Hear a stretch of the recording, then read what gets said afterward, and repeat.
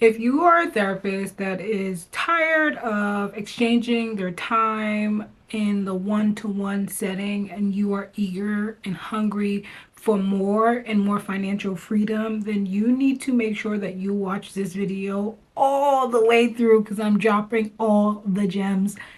Hey everyone, what's up? My name is Anim Awe. I'm a licensed clinical social worker, clinical health educator, certified scrum master, and I like to get on here and talk to you all about different ways and avenues you can make more money as a therapist. Who doesn't love more money, right? I do. And so I got this question here. And so I want to talk to you today about the different ways that therapists can contract their services out in order to, one, make more money, two, free up yourself and your time, and three, get out of the mundane tasks of one-to-one therapy if that's what you want to do. This is no flex to any therapist that's loving the doing the one-to-one, seeing 36, 40 clients a week. I love that for you, but not necessarily for myself. So if you're eager, make sure you subscribe and let's get right into it. So in my previous video, I talked a lot about how therapists can contract their services, and this can look a multitude of ways. Now, generally speaking, most people, when they think about contracting their services, they think about it in sort of the aspects through your local government, right? Whether it's city, county, or then your federal government. You register with the SBA, you get the certification, minority owned, women owned, whatever the delegation is that you fit best with, and then you start to bid for a federal or local, city, and county contracts. You can certainly do it that way. That way does get to be, I don't want to discourage anyone. It's a great way. A lot of people do it. A lot of people are super, successful with it. Especially, I know a therapist out of Delaware who has built her private practice, her group practice around supporting schools, right? So she has the contract to support schools in her area. So it's a consistent, steady flow, consistent income, guaranteed income. It's a great setup, right? For those of us who may not be working with children or you want to explore other avenues outside of that, then what I'm going to recommend is a couple of things. When you first define your niche, understanding the populations you want to work with, this is going to allow you to be more creative in terms of understanding who you could potentially might be able to contract with. And so oftentimes there are organizations right in your city right now that need your services and they would love to contract with you. They just don't know this is something that's available to them, right? They don't know you are out there. And so part of this is going to be a marketing game as well as it's going to be a strategy game. And so identifying your niche, let's start there, right? If you're someone like me, I support Black women. I support Black women through trauma, fertility issues, transitional life issues, which could also be, we could categorize that or bulk that into, fertility issues. And so for me, I automatically think, well, who serves those people in my community? And so I land on a health clinic, right? And so that is an opportunity for me to build a relationship with a local community health center or health clinic, OBGYN, outpatient clinic, whatever it is in your community that may not have on-site mental health services. And so what you could potentially do is reach out to the site and let them know that, hey, I'm XYZ, this is my specialty, this is the services that I provide, I would love to build a relationship.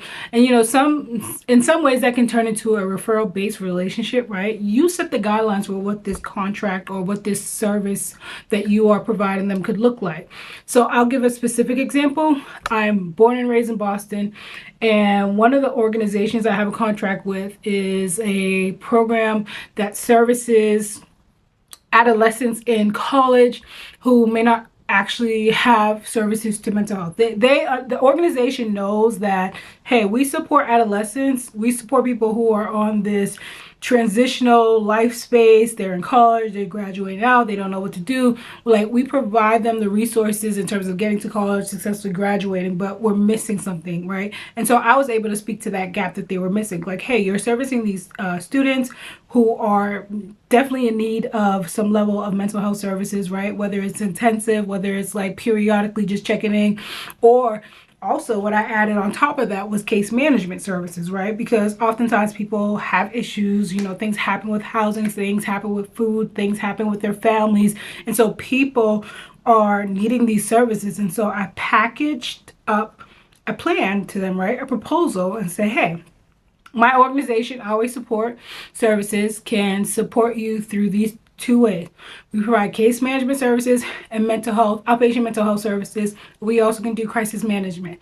And so within my proposal, I defined what that would look like, how that would impact their, their students or their population that they serve, as well as how and how much it's going to cost, right? And so I submitted that proposal, got it through the team, and they accepted it, right? So now I have a contract, and we're actually going on our second year by the grace of God. And so that is something that I had consistently have working in my favor because of that contract, right? And so now we have this relationship where they consistently send me over students, whether it's for case management or one-to-one therapy.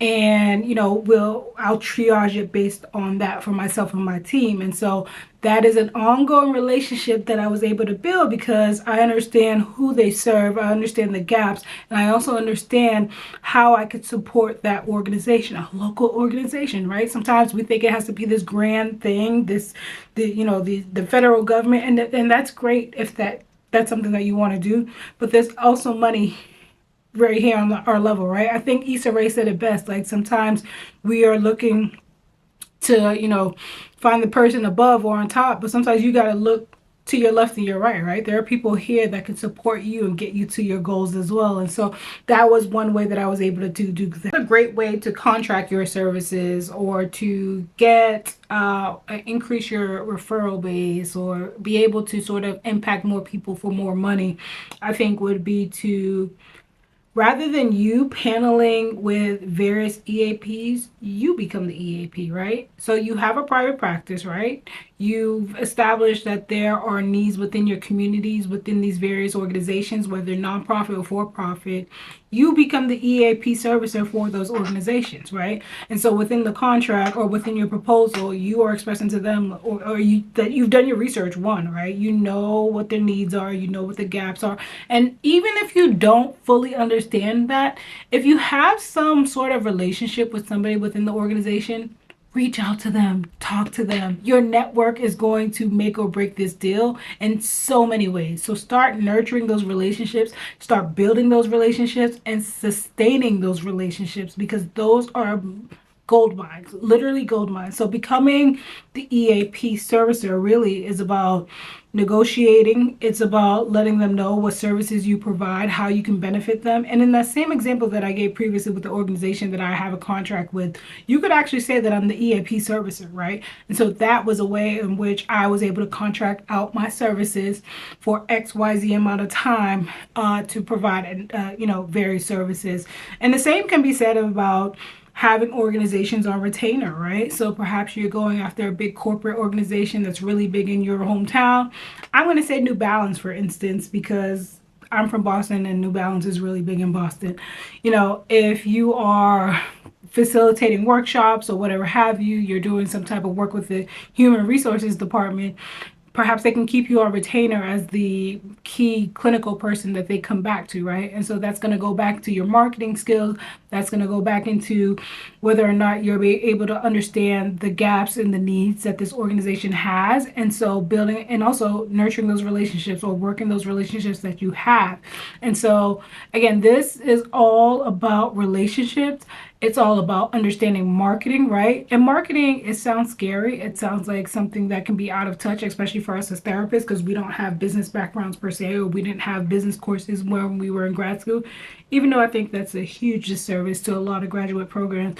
But marketing is saying that, hey, I understand that this is the people or group of people that I want to work with. I understand their problems. And so I'm creating whether content, I'm creating frameworks, I'm creating literature, I'm creating these solutions for these people, right? And so and that I'm speaking their language, right? So they get it. So if I'm thinking about a Black woman who has an extensive trauma history, perhaps I'm doing education around ACEs, perhaps I'm doing education about coping skills for, dealing with hyper visualization or whatever have you. And so that is marketing essentially. And so it really boils down to like really enhancing those skill sets so that you can get these contracts done. Like, again, the money is out there.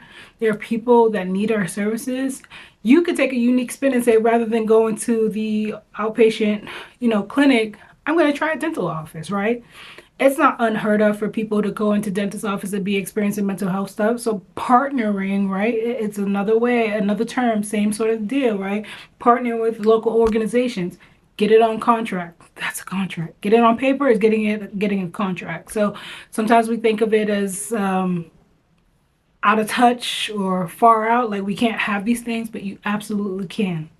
So that is my take on contracting as therapists.